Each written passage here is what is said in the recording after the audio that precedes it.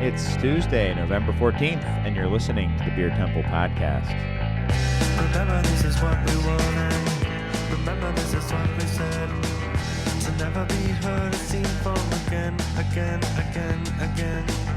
Remember, this is what we wanted. Remember, this is what we said. To never be heard or seen from again.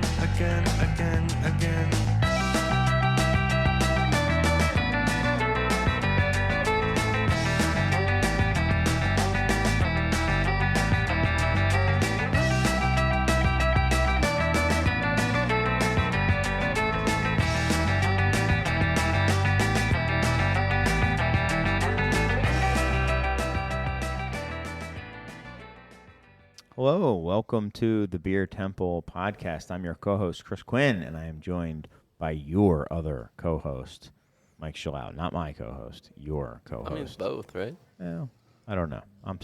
Jury's still out on me. But you're definitely there. You're definitely there, I'm co-host. You're the people's co-host. The people's co-host, that's right. Yes.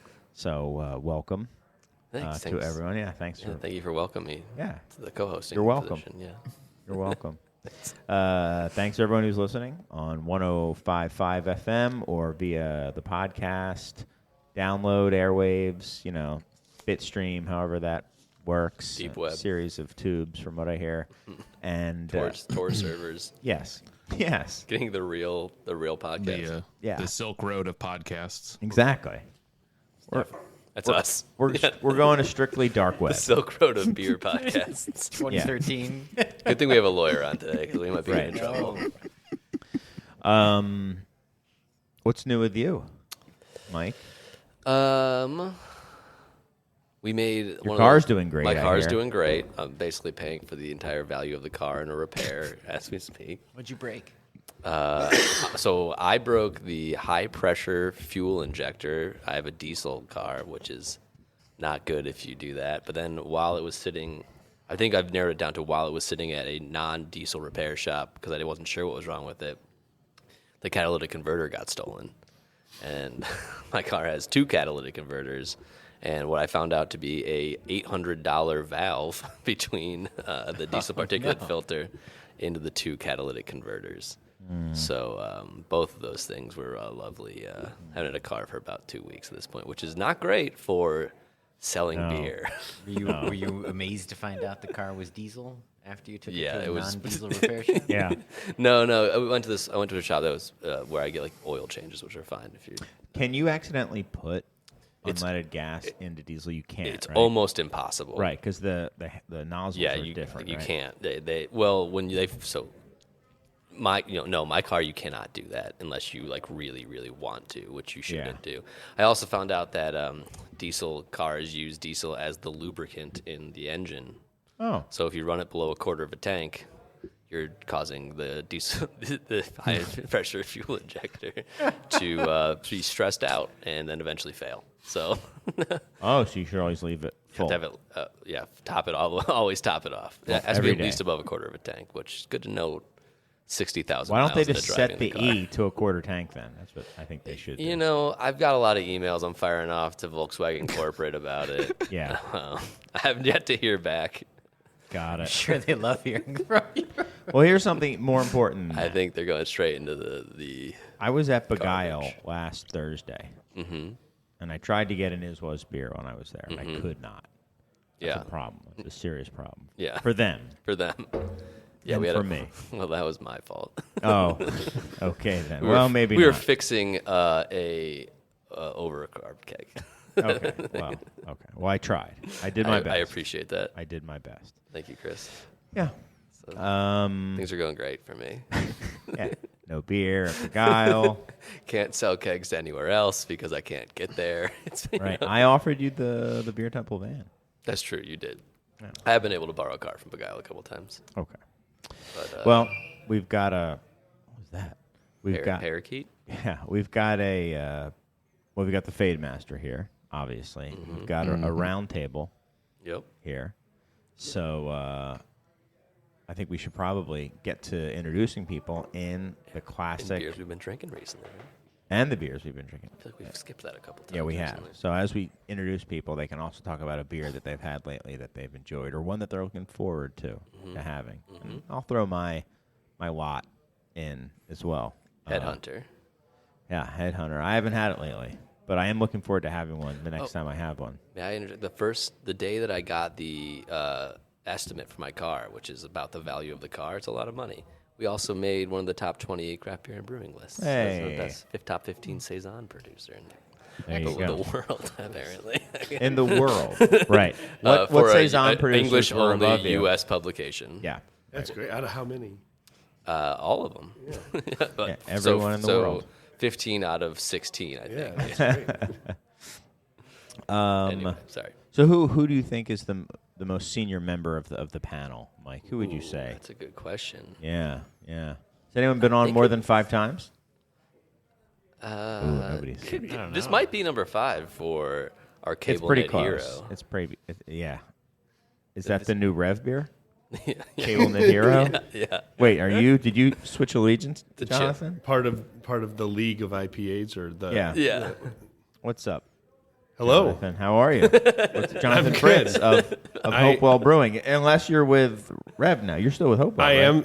I am absolutely with Hope. That's your Okay. the collabo I am you're making. on the loans. Cable I'm Net not Hero. going You anywhere. made a line drawing of you. Yeah. Yeah, we have had a really big year at Hopewell. I know Hot Take Jake's been giving all the updates, but we made a really big shift in our business this year where we started self-distributing in diesel vans, and I would run those things to empty every single day. Those weren't before we- diesel vans, you're lying. Yeah, we were sprinters. Just they had Since both we Cadillac started converters diesel. working. That's why I bought them, because Ford wasn't doing diesel at the time. And our gas mileage was actually pretty decent. We were averaging like 20, 25. Yeah. Right before I had to get this thing fixed, I made 40 miles in a gallon back to and from Detroit. Which, for delivering up to 4,000 pounds of beer every day, it was great. But we opened self-distro for about 7 years, and then just switched this year to traditional distribution.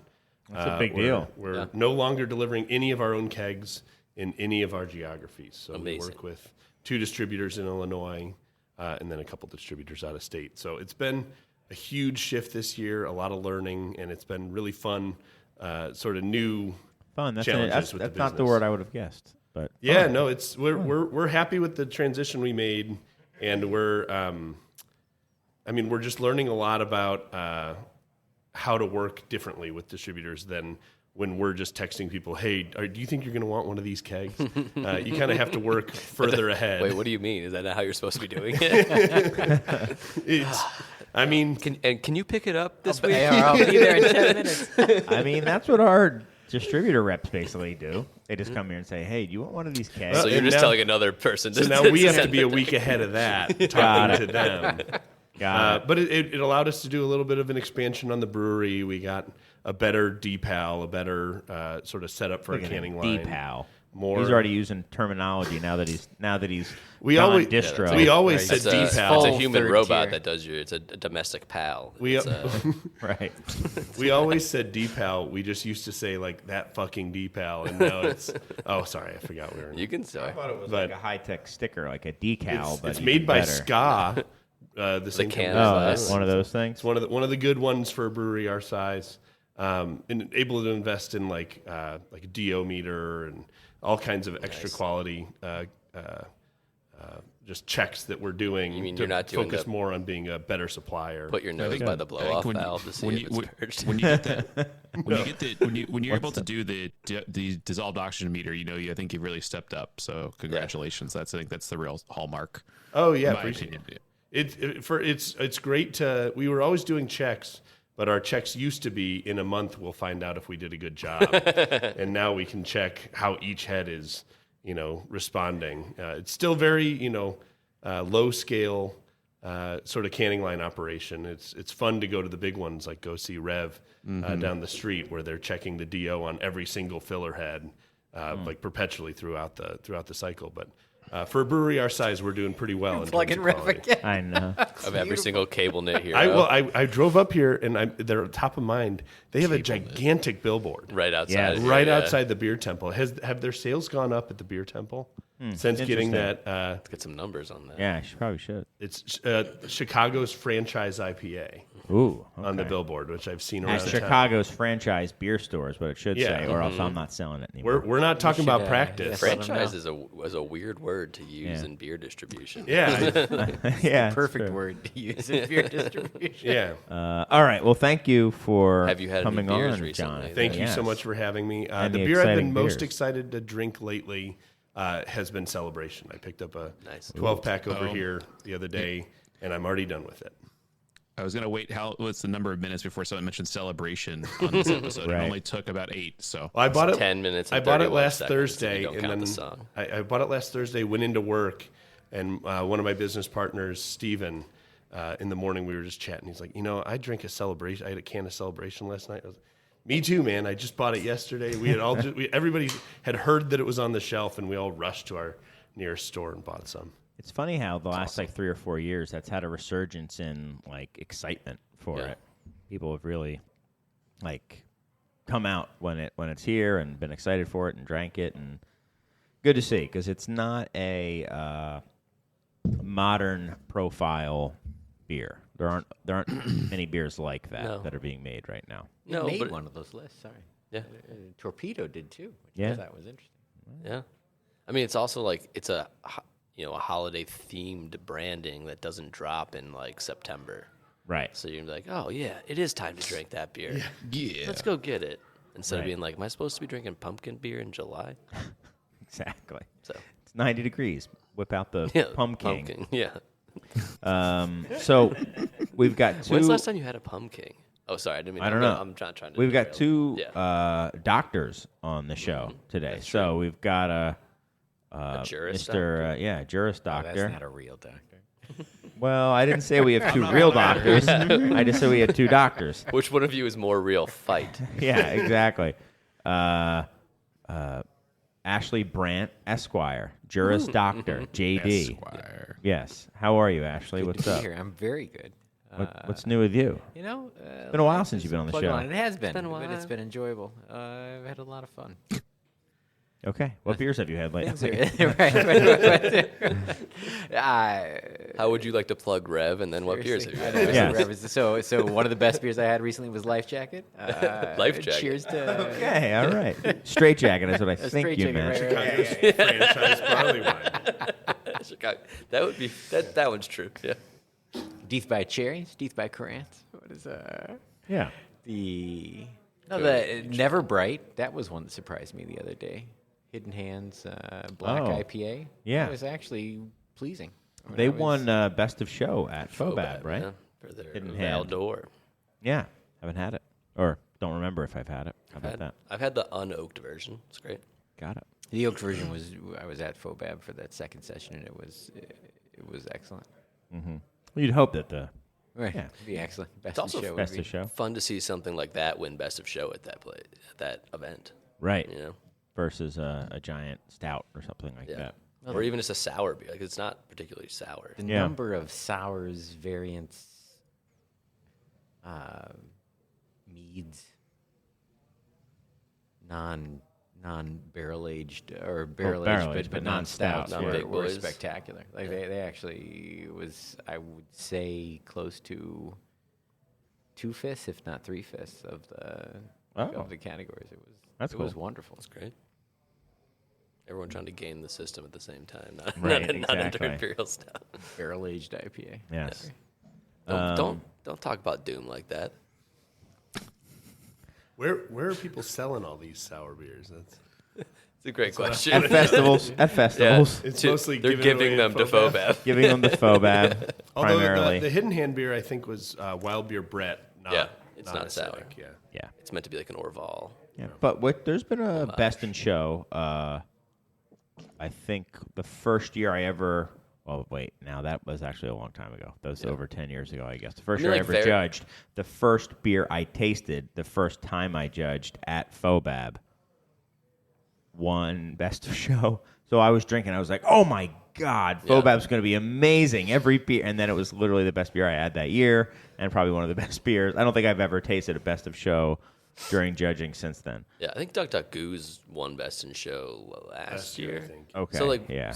wild beers win it, but just not wild non-sour ones. Yeah. This was a golden Brett ale from Bell's that won when I tasted it. And it was amazing, obviously. I mean, yeah. They do a good job. They know how to brew. We have another doctor that we have to introduce. You all know him as Dr. Lambic. We know him as Andy Carter. So I don't know how we'll refer to him, but probably a mixture of both. But how's it going, Andy? Well, like any goose, like any blend, it's up for debate, and it's all about taste. It's going well. The air is getting a little cooler in Los Angeles. We've only lost one freeway this week, so waiting to hear back about more freeways. Spontaneously combusting just down the street from me. Andy, what's the background? A home brewer, though I haven't brewed in a while. Buying a house is painful, and actually going back to home brewing. But I'll get back to it. What I've been doing lately, we help run a homebrew association, California Homebrewers Association. We put on events. We do a big festival every year. But we just recently had a homebrew competition with some of the clubs, and it was focused around the anchor brewing style beers. Okay. So that was fun. Not just steam, like any of their... We basically took the BJCP guidelines, basically just say those styles are the classic examples. Right. So I said, let's do that. And so we only had 4 or 5 entries. I think it was spread across steam. Actually, there was no steam entry, which I thought was interesting. It was Liberty, porter, and barley wine. One problem, of course, is you only had 4 entries total, or you only had 4 categories? We only had that many total. It is a little undersubscribed. We're not sure why it was so undersubscribed. Yes. Much like the market of home craft beer sales, maybe down to home brewing, maybe a little sluggish, or it's our marketing department, who comprises of probably me, that didn't. So it's your fault. Advertise enough. But what was interesting, I think, like at the end of Blade Runner, when they say, tears in the rain, what you don't know, none of us had an anchor porter in how many years, or an old foghorn. So we're going off of memory. You didn't try it before you. It's hard to find them. I'm trying to realize why there were only 4 entries. Oh, that's true. I guess they're gone now. They're gone. So what we was like, I think we've noticed this in general with home brewing, is all the examples were really good, like well brewed. They just went maybe to style. So it's just kind of kudos to the home brewers. They're really cranking out excellent beer, even if it's not like, is how chocolatey. It's more of like, this doesn't taste bad. It's like, how chocolatey should this beer be, or how roasty, or is this enough hop character for this beer? So it was fun little exercise. And then beers I've been drinking, I have to shamelessly plug our Firestone Walker full pint collab that I'm currently drinking. I can show on camera the Credit Check Garnet Lager. Everyone's positive association with their credit checks. Nice. Craft beer loves a good pun. Loves it. So I don't know what you're talking about. I think we wanted it. This was really just a byproduct of Danny's obsession with Tamave, the Polat Mave, the darker lager. I think it could have been a touch darker, but it's super drinkable. You're telling Matt Burleson how to make his beers? I mean, telling someone at Firestone Walker how to Name his beer. I don't know if that went up the food chain or not, but Sam Turney hosted us for a day in Venice Beach at the Firestone Walker Propagator facility. A nice little tasting room, side brewery. They just make fantastic beers there. The staff there is so much fun. It is an advertisement. They won a few GABF medals this year too. The Propagator specifically. Yeah. So I highly recommend not as anyone many as that's fatheads, but it's still good. We can't all be fatheads. Yeah, right. And when anyone is coming into LA, definitely stop by to have an experience. I think a real true Firestone Walker experience there. It's tasting great, and just Sweet. Get ready for that cold weather to roll in and start cracking open those barrel-aged stouts, baby. Cold, Chilly, your chilly cold, LA cold weather. LA Yeah, weather. that's 70, 60. Ugh. Yeah. Just made me so irrationally mad. Real football weather, you know. Yeah, right. You want to put on your Crisp, shorts yeah. and I'm just gonna get put my out there flannel on. I put my flannel on and Yeah. really brave this. Yeah, for the next and 6 crank months. up the AC. Just built different. Yes. So I grew up 30 minutes from where you guys are recording right now, and I have become full homer on California weather. So don't worry. Soft. Soft. Unlike our Stockholm syndrome brains, they're like, no. This is all right. The summers are so good, the winter's worth it. yeah. No, I Anyway. mean, Yeah, I now- like now I we're- like the winters. I don't care. Now we're- I've totally You gotten like used to it. them? Yeah, I like them. I do like The them. trick Full is to not Stockholm wear. syndrome. Don't wear a coat too early. That's You right. gotta acclimate. Don't wear a coat until you need to. Right. Hurt yourself. Right. Yeah. Feel the pain. And never a hat Yeah. Never a hat. Ah. until you need to. So never until you wear one. Yeah. I'm Until not trying you to get frostbite advocate on your ears. death. Yeah. Right. All right. Well, Mike, where should we Where to start? begin? We have a few things that we could talk about. To What? begin. Where do you want to start with this panel? What do you think's the right place to hit Do we the, want to the go tone? local or macro? Micro or macro? Micro. You call. Micro. I think we should go macro. All right. I think we should go in and then start zoom, and we'll start going in close. So, Bart Watson Your boy. shocks the world. shocks the world, stops the presses, Uh-huh. and says that I read all these 3-tier beverage statistics, and I want to Yes. tell you about them. yes, Yeah, right. exactly.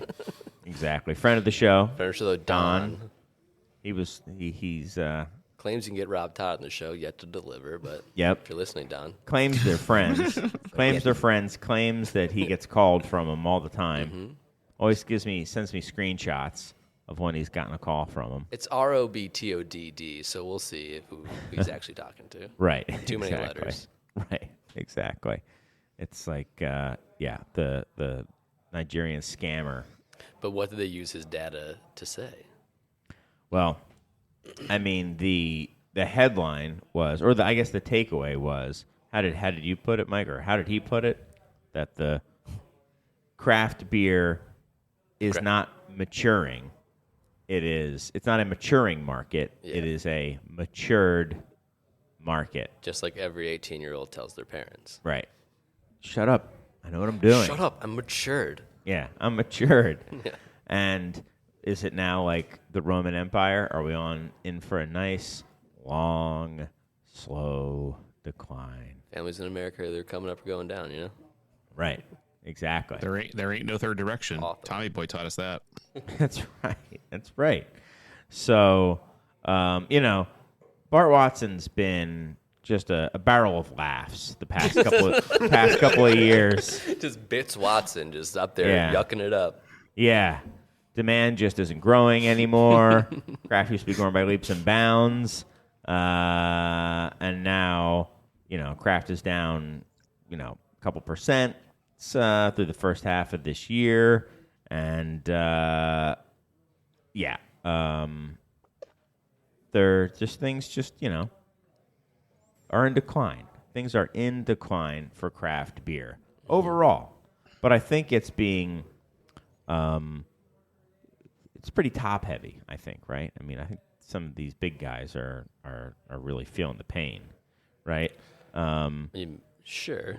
Yeah. Also, there's part of this that says where he explicitly is everyone's going to have to be happy with a smaller slice of the pie because the pie itself isn't growing. Yeah, he but said- to do that, you would define the pie, right? And this is the part about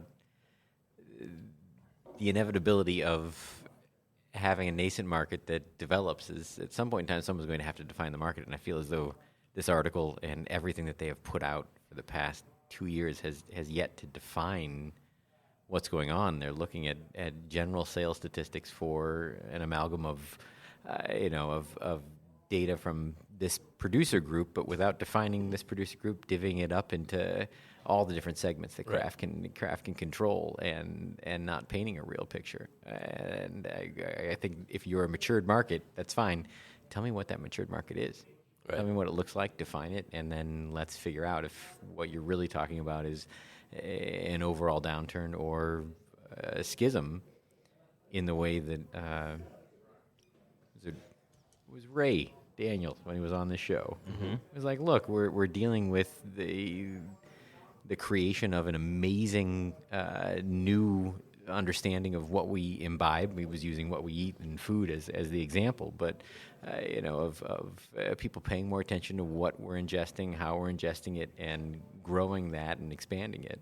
And I don't know that the segment is as defined or matured as he's made it. I don't know that this segment doesn't include hop water, that it doesn't include any beer, that it doesn't include seltzer or craft. There are so many things that These same companies make. Is that kind of what you're saying? Well, the companies make. Do we define it just adverse to big beer? Do we define it adverse to big producers? Do we define it as is craft just small producers? Is it everybody inventing? Because most of the craft groups have created all different kinds of product offshoots.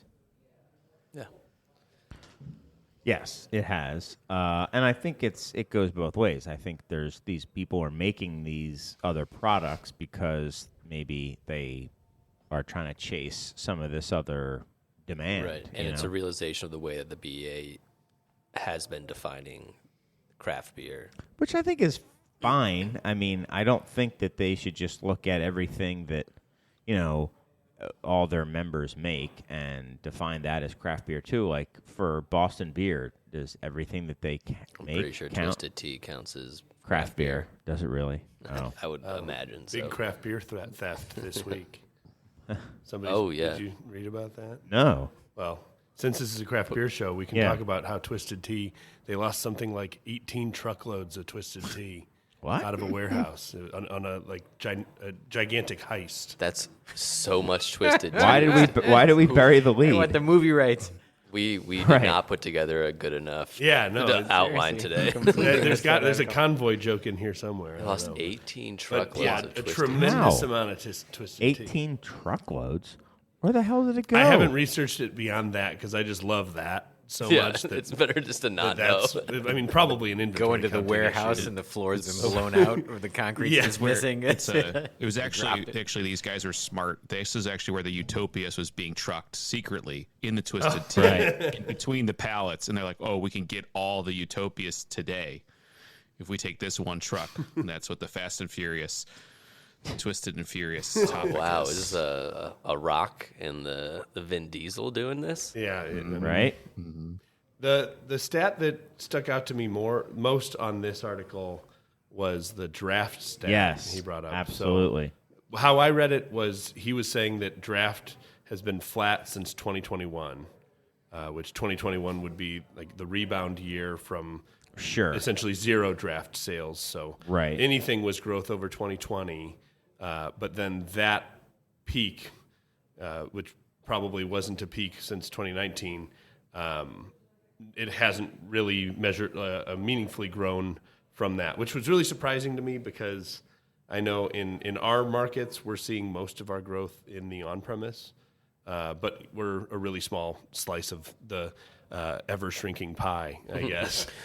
Right. Well, I think I have no So idea. maybe no that's one's just where defined we're the pie for finding- me yet. Right. I think that goes back to what Ashley is saying in Yeah. some ways, where like anytime we read one of these articles, like I'm even orders of magnitude smaller than you are, and I'm like, none of this stuff makes any sense for my business. No, Right, and that's like- the Right. problem with the BA's numbers in general for the majority of their member breweries is Right. the majority of the volume. It's very relevant to the Sam Adams and whoever of the world. So and a they're lot less saying relevant to that us. in, Right. in the last 9 years, there's been a decline by 2 million barrels of draft beer. right? Has there been is that correlated to an on-premise decline, or is it that other on-premise is increasing? So we have cans and people are trying different package things.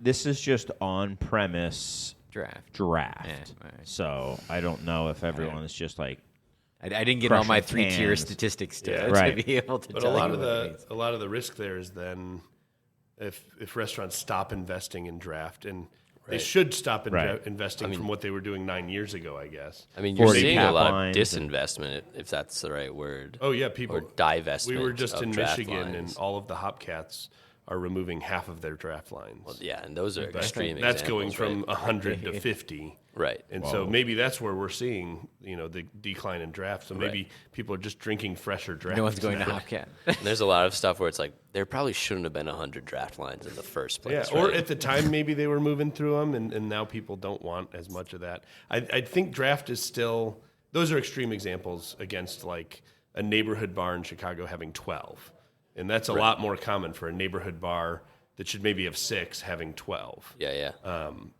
And so that decrease, I mean, that's how we opened as a draft only brewery. We were only selling draft for about 2 years. you knew which way the market was headed. Yeah. Well, I think it was untracked draft, which is why you're seeing that. Right. That number declined. The whole number actually went up because we were selling so much. Right. Where Exactly, do they you're track crushing these it draft so hard. sales, right? I think this is like just self-reported. Buffalo Wild But Wings. now that you're distributed, it'll. Oh, yeah, the no, numbers this gonna, is- second half of 2023 are gonna. This is through the directly roof. in the mainframe, yeah. This is great. Yeah, we're uploading directly. to And the that mainframe. $2 million down, by the way, was all U.S. keg production and imports. So it's down 2 million draft barrels. that's just like an overall beer draft number. Yes. Yeah. Yes. But Not of craft. that, Not right? craft, but yeah. listen to this. They're It's like saying, how much twisted tea they make. according to Bart here, he said that craft beer accounts for 30% of distributed draft volume. That was shocking to me. I believe that. So, That makes sense to me. So, Actually. of that 2 million decline, 700,000 barrels were of craft, which is That's a lot. yeah, that's a lot. That's a lot. Saying that there could be a long-term effect on how restaurants prioritize draft, and could kind of lead to future issues. So Well, and it's I kind mean, of I think that concerning. sorry to talk over you there, but No, you're not. I think we should talk about why draft is important, though, because somebody could say like, okay, well, I'm not ordering draft. Like, who cares? I'll order a can. I think starting as a draft only brewery was important for us because draft is our best opportunity to get trial because there are fewer options. So even if a bar has 12 draft lines, like you're one of 12 then. And it's a lot more likely that if you get a keg on, somebody's going to try it. Than if you get, a case of cans in, there's, 24 cans in a case, and it could just sit in the back of someone's cooler. No one will ever try it. But draft, people are always trying. So it still remains like a huge part of our, I guess we could say, marketing strategy to like be good on draft, to be strong on draft in Chicago especially, because that's how people try beer for the first time. Yeah. So that's why that number is especially scary. It's not just like, well, we'll sell it some other way. We'll slap it in a can and sell it that way. We do sell a lot of beer in cans at bars as well, but I think we wouldn't have the name recognition that built if we weren't selling it draft first. For sure. I have a kind of a query for the two brewery owners. You guys had just said, this report, it's not, you look at it and you're like, I don't know what to do, right? I don't make the beer at the volumes. And this is the kind of question I think that comes up a lot when the BA does the numbers. They're beholden to whatever they call craft and the definition of craft. And their supporters are the biggest breweries that are they're not the little guys anymore, Sam and Greg and, whatever Coke or Kachi, whenever, which one, they're not big guys anymore. They're market players. I want to pose to you guys, does the BA, yes, it needs money, it needs funding from these large ones, but really there should be a different economic picture for your size. Otherwise, what's the value added for you to be in the Brewers Association? Right. I mean, like, Are you two in the Brewers Association? I'm not so. directly. I think so, and no. Well, I mean, there's Not also like directly. I've never sold beer to a single place that When not reports directly to- meaning like you've been to a BA event before, or like not directly. Yeah, you know, we can talk Right. about that often. Okay. But I've never sold a single ounce of beer to a place that I think shows up on scan data. Like we deal directly with pretty much small shops like that or bars that are independently owned. Like our brewery does not exist when you look at most of these numbers, and we are a very, very, very tiny brewery. I am a very, very, very tiny brewery. I guess we could say, like, it's mostly me, but like it's. But most of the breweries, the number of breweries that exist, are closer to the size of my brewery than they are to breweries that actually are impacted by like scan data. Right, but is the amount of production from your breweries making up for the loss from these big guys? I don't think it is. I have no idea, and probably not. And honestly, Did you I don't steal care. the 700,000 barrels? I stole every one. I sold my Sam Adams stock not long ago, so that's why. I mean, think about it this way: like if there's 9,400 breweries, which is still growing, which is also amazing. That the Barely. number, yeah, but it's still. I think in this it's article it crazy. was like it's not growing. It said it was up year over year. It's just like we'll see. Right. I mean, See that's by what- the end of the year. Sure. But it as of this reporting, it was still growing, Yeah. right?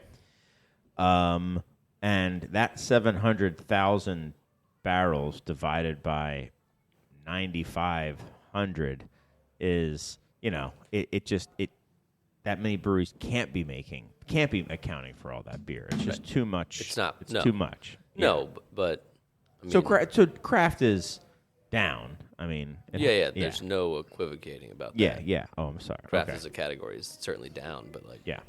we made more beer and we made more revenue this year than last year or the year before that. Right. So I mean, So Bart should tell people to do what you're doing. yeah, do what I'm doing. Just barely make a livable wage for one person. Right. What's the And big then- deal, and then- Bart? And then make a little bit more and have a catastrophic car issue. Yeah, right. Yeah, fine. Yeah, exactly. I don't know, Jonathan. How about for you guys? Like, how does this hit you? We are generally, I believe, the last few years especially, we've been a member of the BA because it is important to be a member of your trade groups because it at least gives you a seat at the table to complain to somebody Sure. without just shouting into the wind. We've been a Discounted lot. prices at the floor show, too. Oh no, kid, I've never been. Yeah. But we Discounted prices on the internet now too. If you follow auction websites, so. we've been a lot more involved with our state group, with the Illinois Craft Brewers Guild. It's a lot more relevant to a brewery our size, and we distribute more beer than you. We have more than just me at the brewery, so we have more employees, which may put us in the top 10% of breweries, but not in the top 10% of the volume. Right. Like we're a very small regional brewery, but that gives us room to grow. So there's some insights that we're able to get from the BA, just in terms of. It's always good to know how the category is going. It's bad if beer's shrinking, and it is right now. That's not good. Right. And I'm always interested in what they're saying about the different generations and how they're drinking. Does it impact the decisions that we make? No, not really. But I do, they're going for. Their big campaign right now is direct to consumer shipping. Who, the BA or the The BA is yeah, leading. BA is leading hardcore. the Core. charge. They're going Discus for it is hard. leading it for spirits. It's a Yeah. joint effort that So- everybody's pressing for. So I think that's their way of kind of reaching out to the smaller brewery. It's not something that we're really excited about. It's something I would building a definitely business on, but I think for a brewery like yours, that be would huge be for us. massive. Bring it back to COVID and set up a shipping department in the back of a guile. So Right. you can, Drive it around my car again. Yeah, exactly. There was something that, like, volume, like, doesn't mean anything to me, or it means little. But the thing that I found interesting was the numbers about the ratio of what people pay for macro beer to craft beer. Yeah, that was And interesting. how Yeah, talk about that a little bit. prior to 2020, people were paying 1.6 times for the equivalent volume of craft beer to macro beer. And then recently, everyone's prices have gone up, but macro beer has raised their prices more, and it's 1.45 times. And that, according to Bits Watson, is an indicator, like, that's where our value actually is. And it's indicating that people are not valuing craft beer as much because it's this ratio. If this ratio keeps going down, craft beer really is just becoming a commodity that happens to be slightly differentiated from macro beer. Right. But the bigger comparison, I think, is all beer against wine and spirits. Yeah. Because we took a price increase during COVID. Just grain prices went up. Everything went up. 50%. Everything went up. Freight went up. You had to do a price increase, or else you'd lose money selling beer. Right. So we had to take a price increase. Everybody took a price increase. It seems that wine and spirits did not. Didn't, yeah. They were just already sitting on so much margin. Right. That they were like, well, we'll just eat it. And now all of a sudden, like, great wine and great spirits are a budget option for someone's night. Like, you have, half a bottle of whiskey. Great instead of wine a and couple great beers. spirits budget options, or are relatively commodity wine and commodities? Because great spirits have gotten exponentially more expensive. With spirits that are like quantity limited have gotten that way. Stuff that's like hype stuff and bourbons and all that, which Ashley could probably tell us more about. I know that you've been interested in that. Experimenting. But Dabbling. But I'm just talking like world class, which I think like what's always been cool to me about beer, Like fine is wine, that you can generally. go somewhere and you can go to any bar and get a world class beer that most people working full time can afford to grab, like a world class beer. But if that decision is being shifted towards wine and towards spirits, then that's not what originally drew me to beer. Where I was working in Philadelphia and I could go to the bar down the street at the happy hour and try one of their 20 different taps of craft beer for $3 and have a couple of those, have a great night. It's changing what is available to people. What that is, it's a great. I think we keep coming up with that tap number, and that's a great important thing to reflect on. How many taps? 20, 30, 40. Having variety and having accessibility seems to be out the window, right? It is going to lower number of tap handles because we don't want to have a bunch of draft beer sitting and staling, right? So now what I see, at least at my bars, California, I don't want to say it's a different market than a lot of places. It is more expensive to get LA a pint of in beer. particular, too, I think is its own I would market. say just in general for food, beverage, any type of service industry stuff. But the places I go, yeah, there's the 30, 40 tap places. It's well curated, but I'll pay $11 for a pint.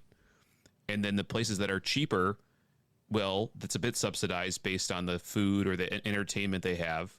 But it is the place we go to the most. I'm there 3 or 4 days a week. It's light beer. It's all craft except for hams. They always have a can of hams for like $5. But it's like a light beer, an IPA, a double IPA, a red, some type of like a red or a stout, a sour, and that's it. That's the beer list. That's 6 or 7 taps, well curated, high rotation. Those are all, I'll say, like you said, world-class offerings at an affordable price, but you don't get to see 20 beers anymore. Huh. You get to see 6.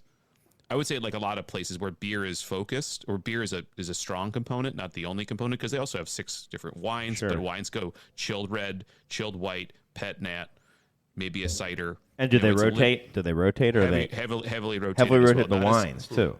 It's not as heavy, but maybe they have a case of each. So if they go through a case, it's another. It's the business model of this bar. Okay, so it's For those that heavy are rotation.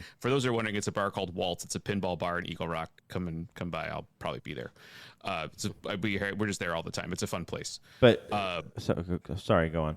The point being is one thing that is so different, I think, about the market that we grew up in or that we enjoyed craft beer in is no longer going to be accessible, and that changes everything about what beers you put into the marketplace, because you only get, like you said, that opportunity on a 12-tap system for someone to try your beer, and they have to know something. I mean, how do you attract them otherwise? You don't get to have the breadth anymore, except in rotation. You have to make it up in rotation. Right, and I would think that like Mike and Jonathan, you guys are kind of seeing things kind of go in a frustrating way, because it went from like steady handles to rotation nation, where everything's rotating heavily, and that was kind of in the heyday of craft beer, like 10 years ago. That's something that some people were kind of complaining about, that was starting to go away, where you would have steady handles for a brand or maybe even a brewery. Like, this is always going to be a Great Lakes handle or something like that, and it became heavily rotated, more heavily rotated, but now it's shrinking. Because back then also the number of lines was expanding as well. So we're doing heavy rotating, but we're putting in a lot of lines. Now they're decreasing the number of lines, but they're keeping it heavily rotated. So now your chance to like get a foothold in a place is really like, well, you'll get a keg, and there's more breweries than ever, if maybe just slightly, and less opportunities, and we're still heavily rotating. So it's like, going to take 4 times as long for your number to come back around now. Do you guys feel that in the market yet? And if not, is that something that you're like have already thought about before right now? Like, oh boy, if number of draft lines goes down, but the rotation game stays the same, it's just going to be that much harder of a sales, of a sales target, I guess. When we opened in 2016, so we opened probably near the height of the rotation sort of way of running a beer program. So we've actually just seen it get kind of better and better on draft, where we can have more consistent lines and build a core rather than focus on new beers all the time. Because the downside about the rotating lines is that people almost never order the same beer twice. I always remember one of the first weeks. Ashley stormed off. Very upset. He doesn't believe that we opened in a rotation. He got an urgent page, so he's got to go. Yeah, exactly. But one of the first conversations I had was at Jerry's Sandwiches on Division, which is now closed, and they picked up a keg of our IPA. I was just going around, pitching the 3 beers that we had. Picked up a keg of the IPA. Went in there, had a pint, came back the next week, and said, well, how did it go? I sold through it in 2 days. Like, that's great. You want another one? He's like, no. Hell no. No, I'm probably never going to order that beer again. What do you got next? And that, that was not what I was really expecting. Yeah. At the time, where it's like, well, don't you want something that sells that you're making money on? Even if we're taking advantage of the fact that we're a new brewery, don't you want to kind of keep this train running a little while? And they didn't. Now we're seeing a lot more people. Which I think is a mistake. Yeah. And then I thought it was a mistake, too. I mean, we were rotating, but I always thought that, like, you have to have some... You have to have kind of, like, some vision or some group of breweries that you feel is, You have a group, but, like, Chris, the taps here, there's Jungle Boogie, there's a scratch line. Right. There's a line that's always a pale ale and then one that's always a lager, and everything else rotates. Sure, it does. But that said, there's probably You have a handful of local breweries that get put on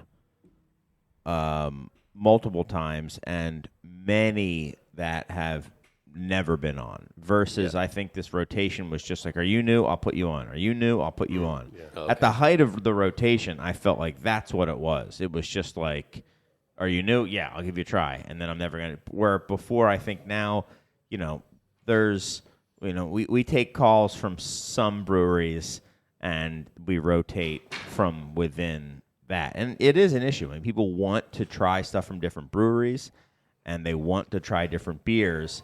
And there's only so much, real estate for us to have. And we have 20 lines. I mean, that's not nothing. I think part of the evolution and the maturation, not necessarily of like the economic market of craft beer, but this might lead into it, is what craft beer is to the people drinking it, right? When we were going to the bar down the street to try one of the 20 drafts, craft beer was an exploratory new experience. And over the last 10, 15 years, it's, craft beer has evolved into something that's more knowable to a lot of people, or more, everyone has an idea of what it is, so they're not going to try a bunch of different styles of beer. They know what they like, or they know they don't like it at all. And so they're not they're not going to their bar to try 6 different things in a night. It's like, well, I know I like these breweries, or I know I like this style, and so it narrows down like why they're experiencing or what they're doing. Yeah, I think that experimentation and rotation and exploration was definitely a part of craft beer. And I think it is for wine, and I think it is for spirits too. But it isn't for other things. I don't think it really is for NA. I don't really think it is for seltzer. And What were the 2 suggestions that Bart made? This article was salient in 2 points where he said, "Look, these are the things you need to do to help." And I'm happy to see that the BA is offering valuable information to people who may be able to. I don't know. Honestly, the conversation here is, look, our breweries are not this brewery that he's addressing, right? The brewery situation that he's addressing is not our brewery. We're growing. We're doing a good job. Well, he said there's still a strong demand for visiting breweries. Right. Is that what you're talking about? The one thing he mentioned. And then, is this the other one? That average checks per location per month? Maybe I thought there was competition. There was another segment on like getting competitive in the marketplace. There were 3, right? Yeah. There was price, competition, and something else. Right. And so, one, I'd love to see that everybody is starting to get more real about the business of selling beer, as opposed to, I make Pricing, awesome stuff. demographics, and competition. Paying attention to guys like Don who know what they're talking about and can help you jump to the next level of what you need to do when you're doing it. And Bart's offering this other information, which is salient. The price competition stuff I thought was a very interesting suggestion on what you should be doing in developing your brand and getting out there in the marketplace. I mean, it seems like the last couple times Bart Watson has come out with stuff, he seems to be talking to a very finite number of breweries. Because last time we talked about Bart Watson, one of his areas of growth he saw was for like low, was in C chain or C store locations. And he was talking about basically like competing with, we assumed, like Voodoo Ranger and stuff like that. And we're like, well, come on. Relatively nobody of the 9,400 breweries can do this. Right. Like, to be fair to Bart, like most of the times we have these articles, it's not him writing some sort of paper. It's him giving a talk to like some sort of guild that then gets picked up by Brewbound or something, right? So it's not like the C-store suggestion is not a bad suggestion. The idea that this entire segment is left there was a wonderful, I don't know who did that piece, if it was someone from Molson, but they talked about the idea that at the time the BA conference happened at the same time as the C-store chain conference, and everyone was saying, well, all the Molson guys are at the C-store chain conference, and no one's going to the BA conference, and you should be at the C-store chain conference because, quite frankly, you could double your sales growth by just dropping off a case or two at these places. If you hit Jonathan, can you guys get in the 7-Eleven set? Local store. You need the bodegas. You don't need the. You don't need 7-Eleven. I mean, there are a couple of franchise stores that we've sold at for 7-Elevens. There was the one down in like UIC campus that he was just ordering like only craft beer for his set. So we sold there a couple times.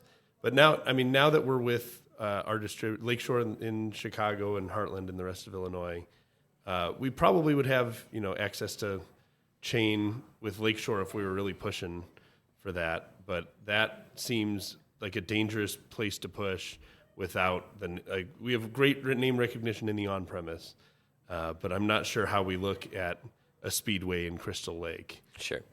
So why would anybody? It's something like Little Buddy, though, which is, its own separate. That's a kind of a category unto itself, given the packaging. And it is a total category that we haven't. Right. That's a segment of sales that we haven't grown into in C-stores. I think looking at so our distributor, I think, is a top 5 or top 10 distributor in the country by volume. So they sell to all of these stores, and that's a place that we could go.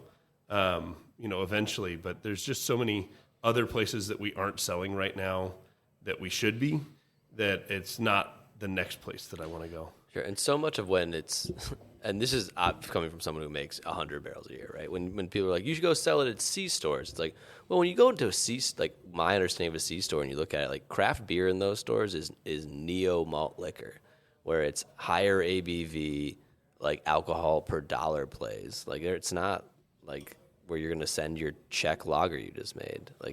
No, we wouldn't be selling a lot of the. It's where you're selling limited time offerings. You're selling at the C stores. stovepipes of 9% Voodoo Ranger is what I see at those stores. Yeah, and probably multi-packs, probably 12 packs. Well, for my own business, which is different and only adjacent to this, it has changed dramatically from helping breweries get started to now helping individuals with distribution agreements, and then especially helping with advertising promotion.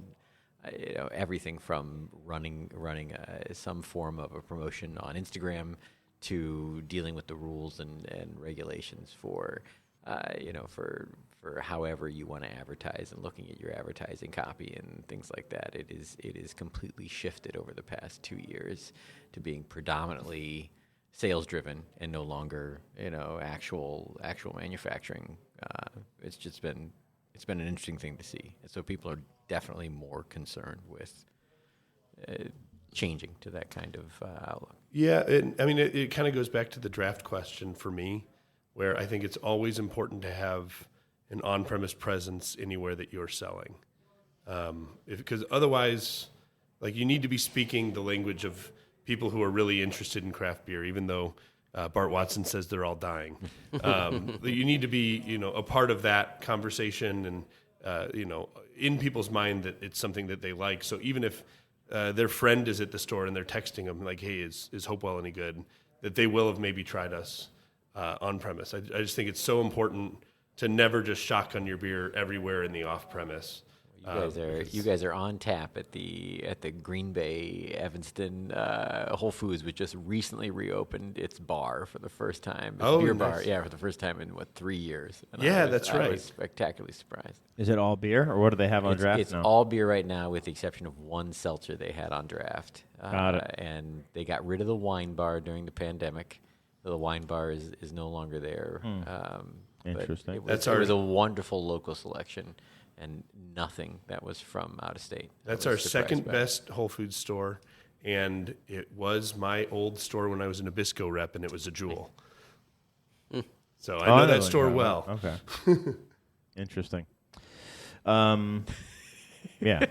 So it's Bart Watson, more like Smart Watson. Right. This guy. Got him. If all the Whole Foods would only sell more beer, we'd be all right. Yeah. I think he's got to stop wearing that They're selling Groucho more Marx NA beer now, aren't they, Chris? glasses and nose and mustache. I did think that was Smart Watson. Yep, Bit Watson. Bits Watson. Bits Watson. Bits Watson. Yeah, that guy was also a Hall of Fame baseball player from the 30s. Threw 78 games for the Cleveland Spiders. Yeah, cool. Anyway, should we take a break, refresh our beers, and then come back? Yeah, we can do that. right. Yeah, I think we've talked enough about Bit Watson.